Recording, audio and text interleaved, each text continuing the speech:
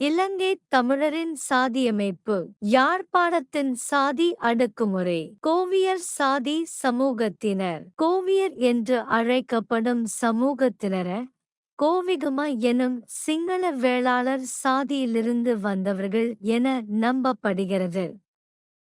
யாழ்ப்பாண இராச்சியத்தின் ஆட்சிக் காலத்தில் இங்கிருந்த சிங்களவர்களை வெளியேற்றிய போது அவர்கள் யாழ்ப்பாணத்தை விட்டு வெளியேற மறுத்ததால் அப்போதைய யாழ்ப்பாண மன்னரின் உதவியுடன் தமிழ் வேளாளர் குடும்பங்களுக்கு தங்களை குடிமைகளாக்கிக் கொண்டனர் என்று முதலியார் இராசநாயகம் அவர்கள் குறிப்பிடுகிறார். கோவியர் வேளாளர்களுக்கு குடிமைகளாக இருந்தாலும் சாதியில் அவர்களுக்கு குறைந்தவர்கள் அல்லர் என்பதோடு இரு சமூகத்தினரிடையேயும் ஒருவித சமத்துவ போக்கு இருந்து வந்ததாகவும் அவர் சில நடைமுறைகளை சுட்டிக்காட்டியுள்ளார். கோவியர் வேளாளர்களின் இறுதிச் சடங்குகளில் குறிப்பாக இறந்தோரின் உடல்களைச் சுமக்கும் பணியைச் செய்வார்கள்.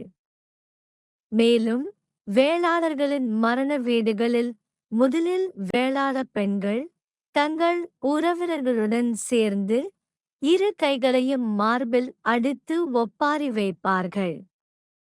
அதே வேளையில் கோவியர் சமூக பெண்கள் அங்கு துக்கம் விசாரிக்க வருவார்கள். உடனே வேளாள பெண்கள் கோவிய பெண்களை நோக்கி, "ஓ சிங்களவனே" என்ற பாடலை பாடி வரவேற்று முதன்மையாக தாங்கள் மாரடித்து துக்கத்தை பகிர்ந்து கொள்வார்கள். அதன் பின்னர் கோவிய பெண்கள் மட்டுமே ஒப்பாரி வைப்பார்கள்.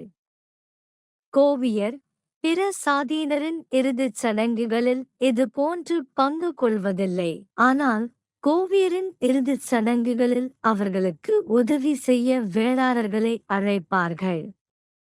அப்போது வேளாளர்கள் தங்கள் சார்பில் ஒரு ஆண் நபரை அனுப்பி வைப்பார்கள். இருப்பினும் அவ்வாறு பங்கேற்கும் வேளாளர் அங்கு உணவு உண்ண மாட்டார். வேளாளர் வீடுகளில் கோவிய பெண்கள் மட்டுமே சமையல் பணியில் ஈடுபடுத்தப்படுவார்கள்.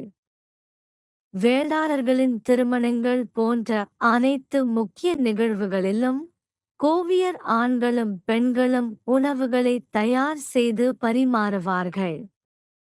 கோவியர் சமூகத்தினர் வேளாளர் சாதியினரின் குடிகள் என்று குறிப்பிடப்படுவார்கள். கோவியர், நளவர், தனக்காரர் போன்ற சமூகத்தினர் சிங்களவர்கள் என்பதற்கான சான்று. இச்சமூக பெண்கள் அணியும் சேலையின் உள் தொங்கலை சிங்கள பெண்களைப் போல தோளில் போடும் வழக்கம் இன்றும் நடைமுறையில் உள்ளது.